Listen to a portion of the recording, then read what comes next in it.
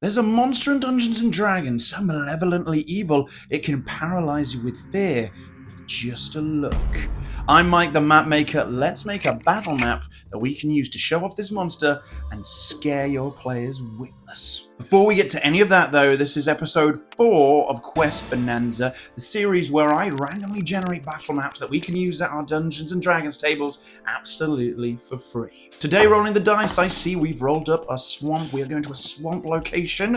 It's going to be muddy, it's going to be stagnant. There's no way you're going to keep your boots clean in a place like this, I'll tell you that now. Now let's get to the map making. I'm going to be making this map right before your eyes. I'll be answering some Dungeon Master questions that you might have, such as how do you make a battle map feel swampy, if that is such a thing, and how can we make this map work for our monster and work against the players. And afterwards, I will be revealing the monster we'll be fighting. You might have some ideas already, but stick around to find out exactly what it is. Starting off, there are prefab ruins in Incarnate that I'm going to take advantage of, because for this episode I'm imagining a ruined farm that's been taken over by swamplands, as if nature has overtaken civilization here.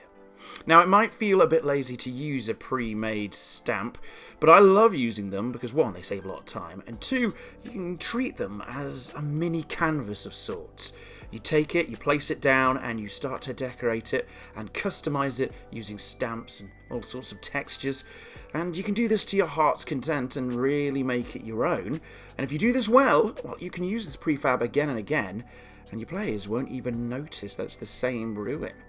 So that's what I've done. I've made this little stone structure here, and I've dropped loads of blue tiles as if there was a roof that has collapsed. There's some broken furniture inside. I think the final result looks really good and was what I was hoping to get. Now, to me, making a map feel like a swamp, well, there's a few things you've got to include. 3 things. Number 1, you want there to be a lot of water. This is a wet, damp, humid place. You want there to be lots of water, so we're going to, on top of our basic textures, add a lot of water textures to make it look like it's a bit flooded.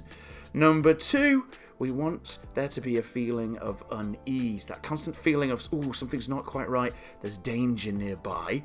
And that's what the ruins accomplish for us. You have these old ruins of a home, of a house. It just clues your players in visually that something somewhere's gone wrong. This could be a place where danger's been, and where it still is. Secrets abound. And finally, number 3, probably the most important one, you want to add lots of difficult terrain. Terrain features that slow down characters and make it harder to move around the map. This makes the map feel a bit claustrophobic. Even when in play, it's actually pretty easy to work around, but it's just a psychological element that, ooh, this is actually more difficult to run across the map.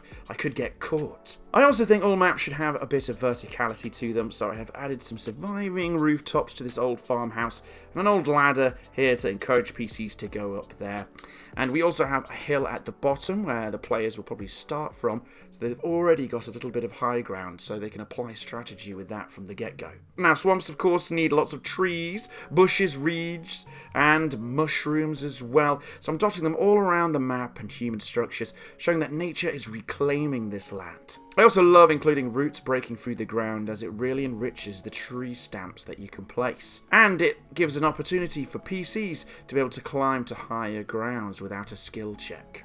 One challenge I had with this map is I wanted it to look quite different from the previous map. Last week's episode was, of course, in a forest, and I didn't want them to look really similar. So with this map, I've gone in with a lot of dark greens, deep greens, and I've tried to layer the textures in different ways. One of the things to make your maps look a little bit more swampy and a bit more natural, well, you add that moss. We've used it in previous maps, and I absolutely love it.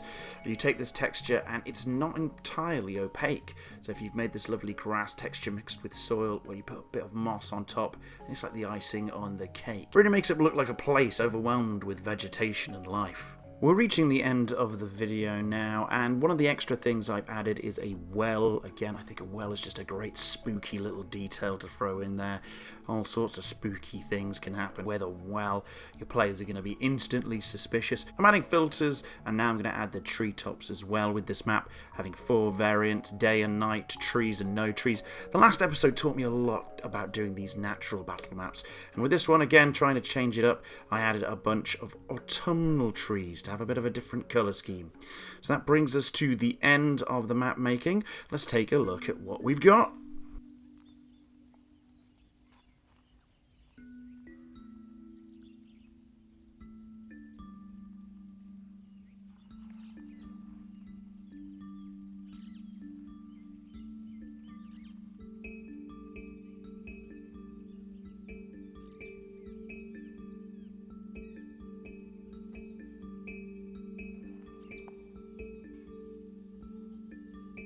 Now that's done, it's time for the encounter, and you can slip this quest in anywhere, really. But if you want them to go to it for sure, well, just have a help needed sign up on a quest board in a local town. You know, the usual sort of quest, something like, oh, I saw shadowy figures moving around at the old McTiller's farm.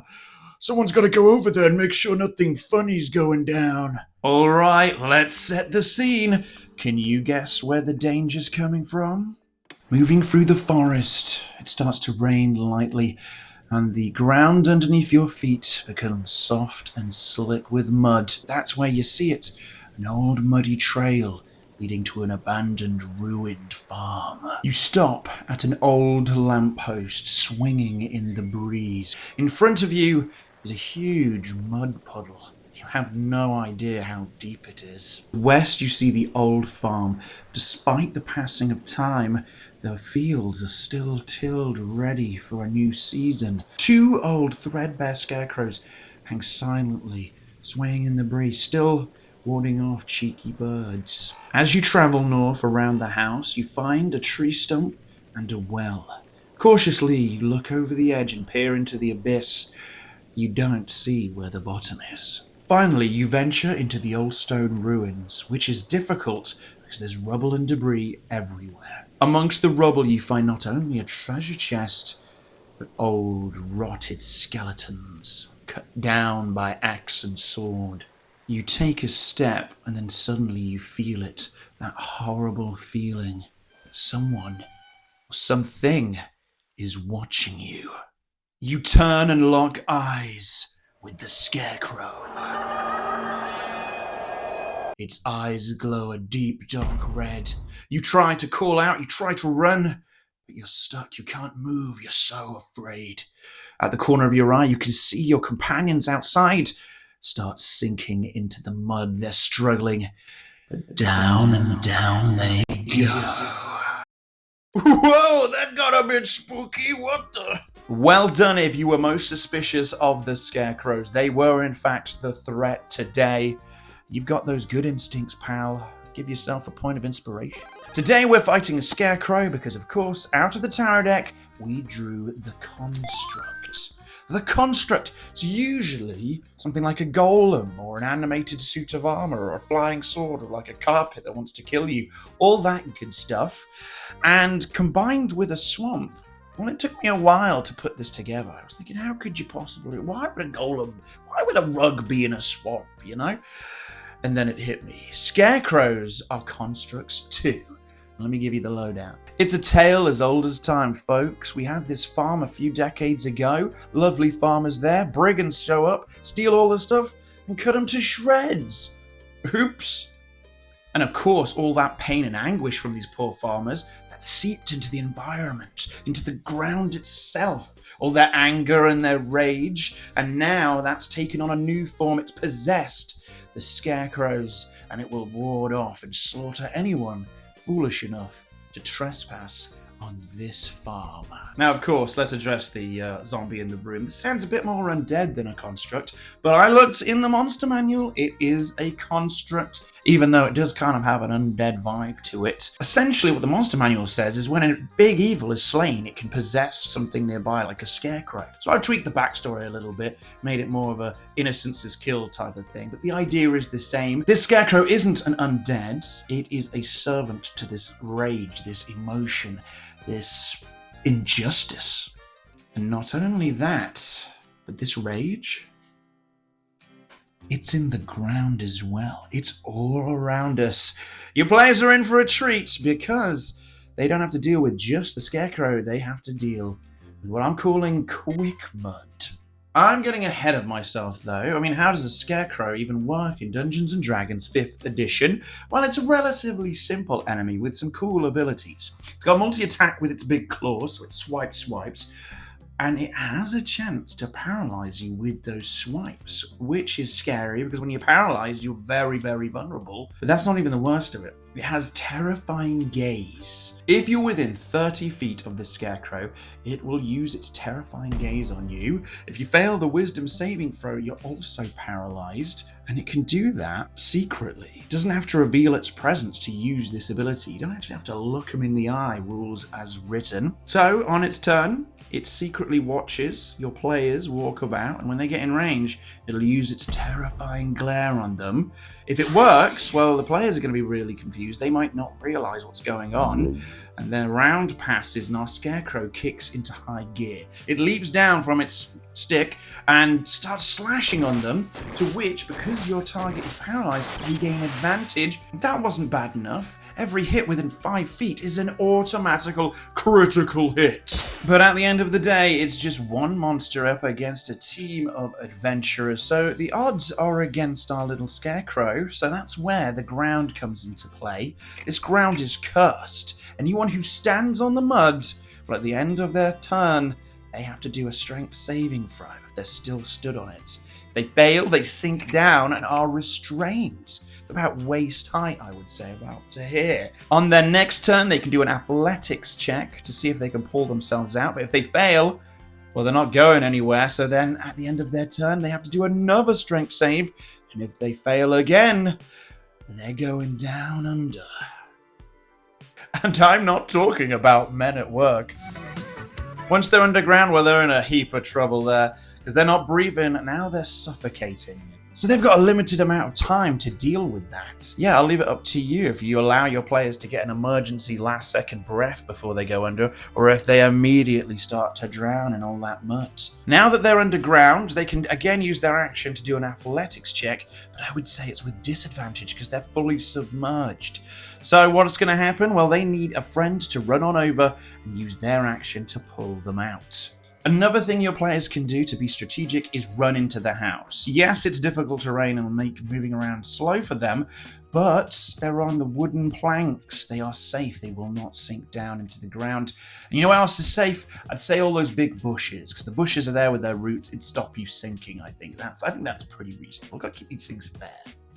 But this scarecrow is a construct of the damned. It doesn't have patience. It will simply go and hide, maybe up in a tree, and wait for our PCs to try to escape. So yeah, when you leave as a PC, well done. It's not going to chase you any further. It wants to stay on the farm. But getting off of the farm, that's the real challenge.